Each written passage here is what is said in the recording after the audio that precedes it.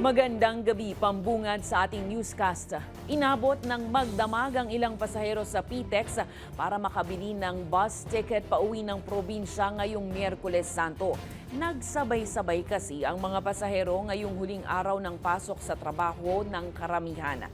Sa NLEX naman, inaasahang magiging mas maluwag ang daloy ng mga sasakyan dahil sa mataas na presyo ng langis. Si Ace Cruz may balitang A to Z. Magdamag na naghintay si Agnes sa PTEX para makabili ng tiket pauwi ng Diet Camarines Norte para magbakasyon ngayong Holy Week. Pero wala kami talagang makuhang ano. Opo, tapos sabi kanina umaga 6 o'clock pero yung nakuha ko po is 12 na.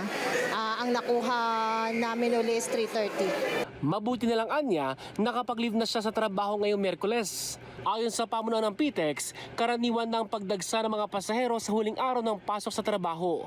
Usually, Holy Wednesday afternoon until the evening, matao yan, and then Thursday. Easily, no, lalagpas tayo ulit ng 200,000. Kahapon, nakapagdala tayong 196,000 as compared to last year na around 170 plus lang. Sa kabila niyan, hindi pa naman fully book ang lahat ng mga biyahe at sapat din ang special permit ng mga bus sakaling kailanganin magdagdag ng trip. Pero may ilang ruta na mas punuan. Taon-taon, every passenger season, pa Holy Week, Undas, o Pasko, no, Bicol Region talaga ang pinakamatas. Di lamang sa napakalaki ng probinsya na ito, di ba? Kundi pati rin na gateway ito sa South. Muli ring ipinaalala ng PTEX na walang dagdag pasahe sa anumang bus companies.